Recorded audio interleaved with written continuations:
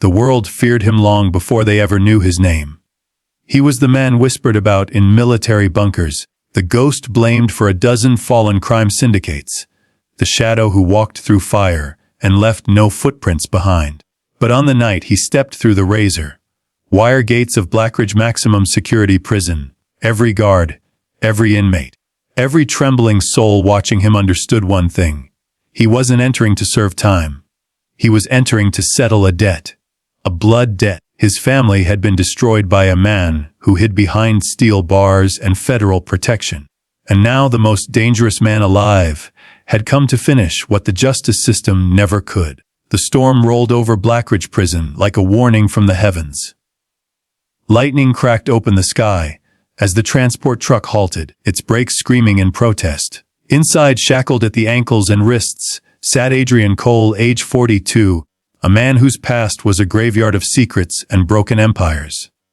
But his eyes held something deeper tonight, pain sharpened into purpose. 2 months earlier, he had been living quietly under a false name, working in a remote mechanic's shop, trying to rebuild the pieces of his life after losing his wife and daughter in a house explosion ruled an accident.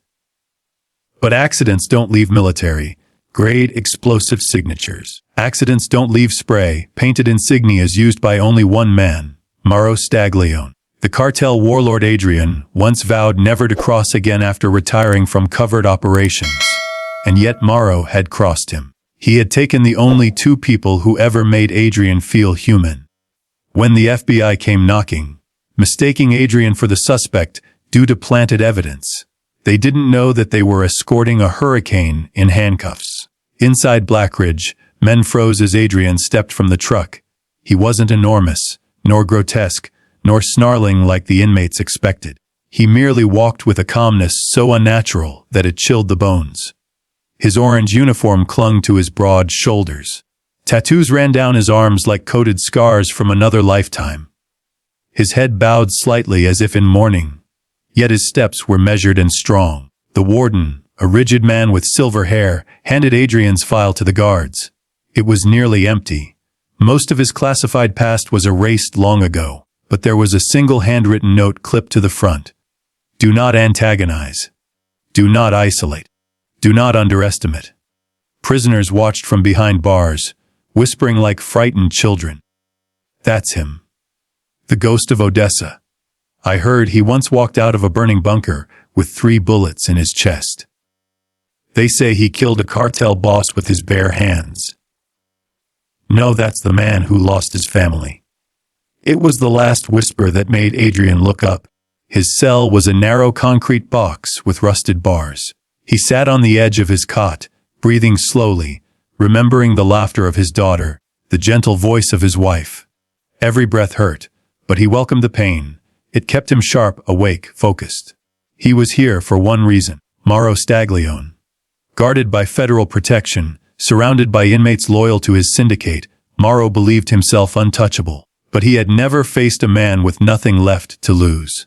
That night, as the lights dimmed and the prison fell into uneasy silence, Adrian closed his eyes and whispered the same vow he made at the graveside. I'm coming for you. No matter the walls, no matter the guards, no matter the cost. By the next morning, Blackridge was already changing. In the cafeteria, a fight broke out between 2 gang leaders. No one noticed who started it. No one noticed that Adrian was standing in the perfect spot to prevent a guard from seeing someone slip a message to Mauro's men. But Adrian noticed.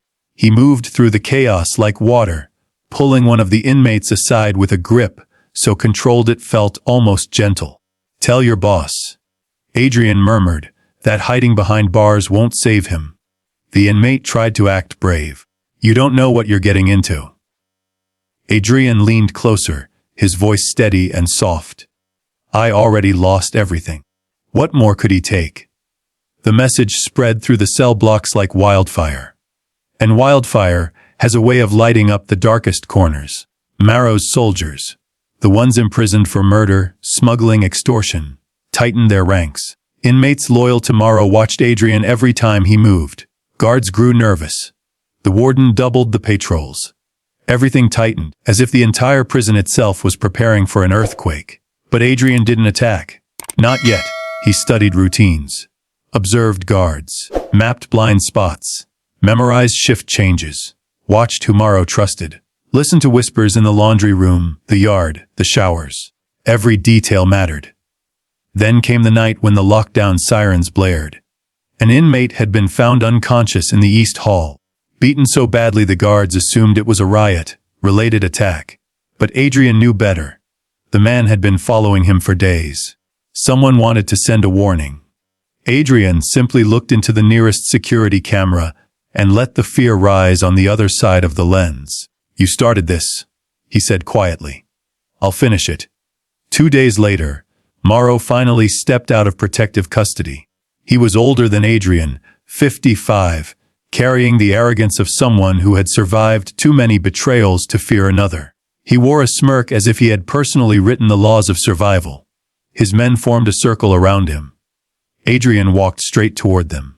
No words, no hesitation, no fear. The cafeteria fell silent as boots scraped the floor, trays clattered, and dozens of inmates retreated like waves pulling back from a rising tide. Morrow's smirk faded. Adrian stopped an arm's length away. "You destroyed my family," he said. "You destroyed my life." Morrow's reply was cold. "And I'll do it again." Something broke inside Adrian. Not rage, but sorrow so deep it became unbreakable steel. The fight that followed was brutal, silent, fast. Adrian moved like a storm given human form. Controlled, precise, unstoppable. Chairs shattered, men fell, tables smashed, and guards rushed in only to freeze as the scene unfolded. Morrow ended up on the ground, gasping, defeated, the weight of his crimes catching up to him at last. Adrian forced him to look him in the eyes. "This isn't revenge," Adrian said. "This is justice." And with that, he turned himself in, hands raised, surrendering to the guards without resistance. But something extraordinary happened. Every inmate in the cafeteria, criminals hardened by years of violence, stood silently and watched. None interfered. None spoke. Because they had witnessed something pure, something rare, a man reclaiming his humanity. Not through violence, but through the choice to stop when he could have gone further. In message, Adrian was transferred to solitary confinement for the fight. But for the first time in months, he slept peacefully. He had not entered the prison to destroy another life. He had entered to honor the lives he lost. Revenge breaks people. Justice rebuilds them. And in the darkest place on earth, Adrian Cole, once the most dangerous man alive, had finally found a path back to the man his family believed he could be.